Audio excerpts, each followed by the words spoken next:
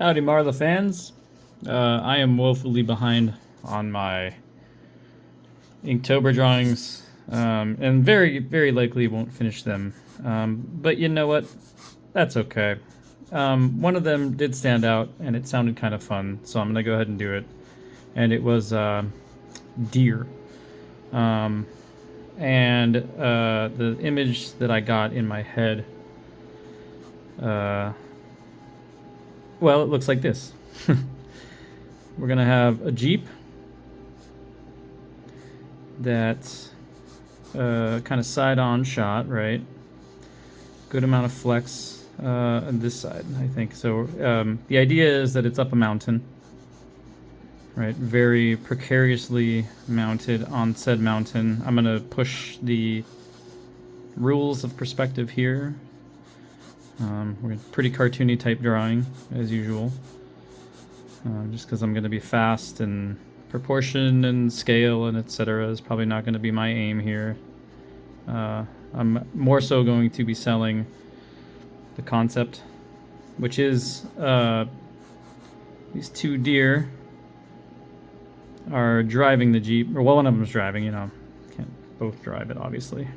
But they're going to be up this mountain, like perched on the top, and you know, one of the deer is leaning to the other one and going, hey, this is nimble, because that's what deer are. They're nimble, right?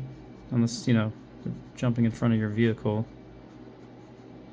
Never had that happen myself, but yeah, I know that it's a thing. Deer, I don't think, are very smart that way.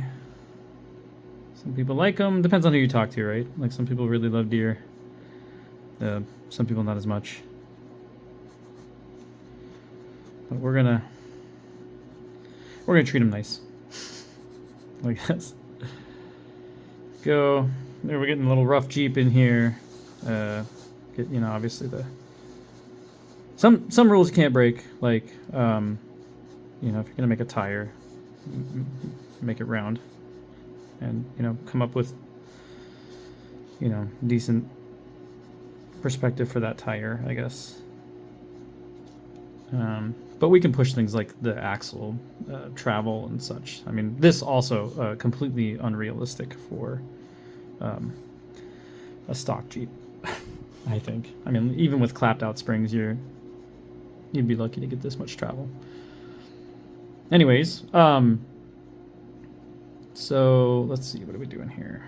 This guy, a little bend in the body there, about midway through.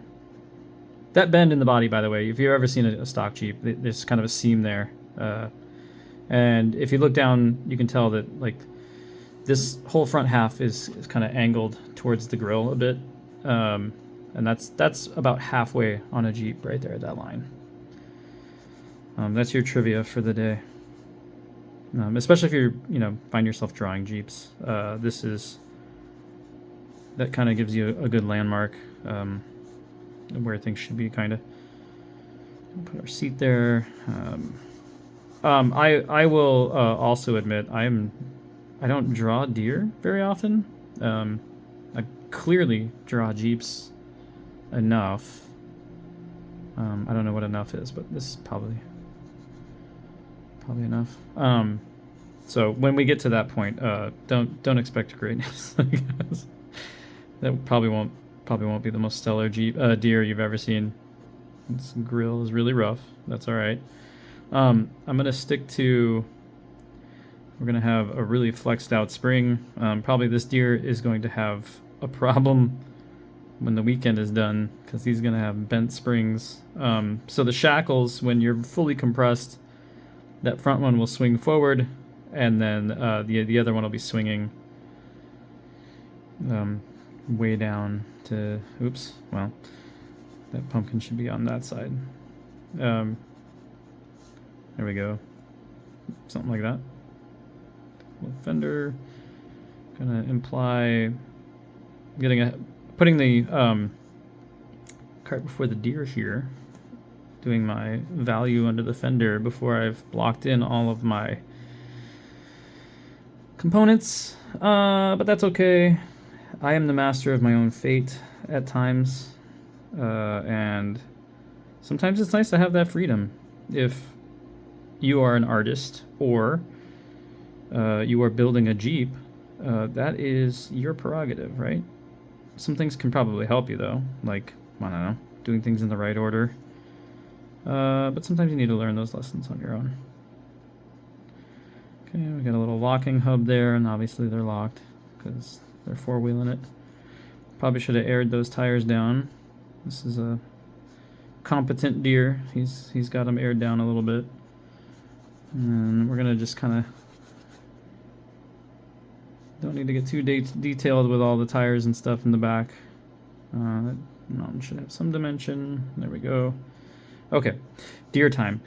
Let's see. So, a little nervous. Don't want to blow it, obviously. This guy, the driver, his arm, his arm, should be there. He's going to be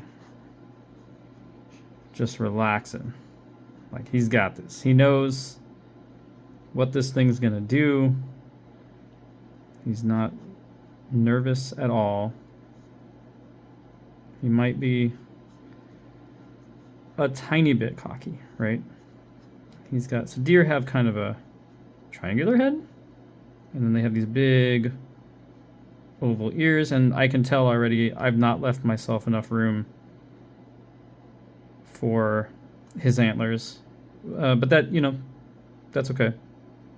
You have a big old schnoz, and he's got a he looks like Joe Camel. He's got a very big smirk, right? Kind of like, yeah, I like that. It's fine. A glint in his eye and his big doughy eyes, right? That they clearly don't use when they see a car coming, based on what I know of deer and cars. And so he's driving this thing despite the fact that he's precarious on this mountaintop with it, as if he's doing a 2-mile-an-hour cruise on the parade route. Just got his hoof kind of hanging over. Oh my goodness, I left myself no room. That's all right. These deer are going to be young, right? So little antlers, probably not a 12-point. I know something about deer. I know that a 12-point buck is kind of your holy grail, if I'm not mistaken. I've never hunted deer myself, but I know some stuff, I guess. There we go. Yeah, something like that. And then his buddy, right, over here, kind of leaning forward. Also small antlers, right? Because they're young and they're up to no good. This is the way. He's also got big doe ears. No, wait. What am I saying? They're bucks, right?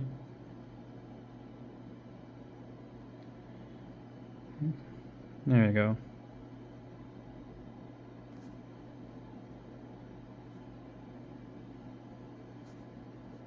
Ooh, that looks not so great. Okay, whatever. We'll get there. And he's got his big ol' snoot.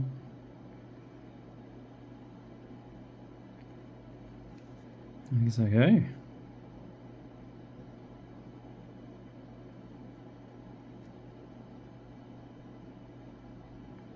Yeah, not too bad.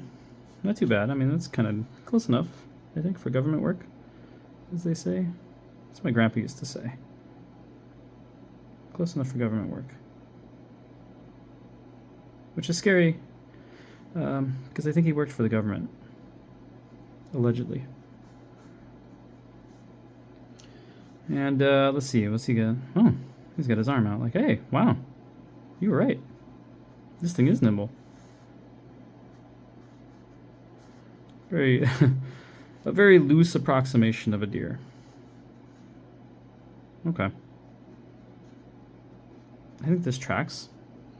Get our cross member back there, right? Okay.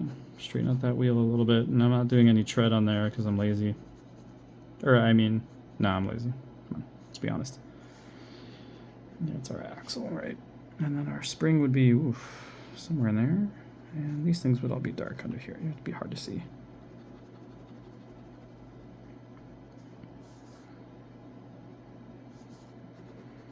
And the grill, I really cheesed it on that one. So we'll do a close enough version. Frame rails, right, those are kind of grayish. All the stuff that happens underneath the vehicle, you can actually see through some of it. Is that close enough? I think that's close enough. They're not going very fast, these guys.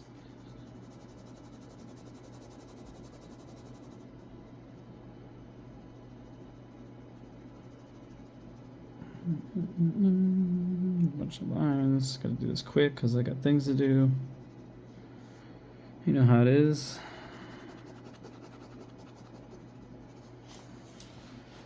Oh, yeah. Hey. This thing is nimble.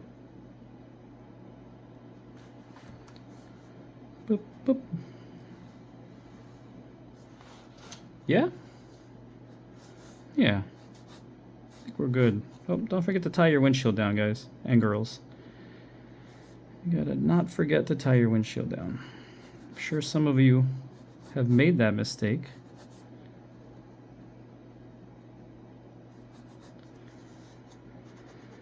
Let's see. Kind of a seat there, maybe. You can kind of see that. I don't know what to do with their legs, so I'm just going to hide that. Clever tricks.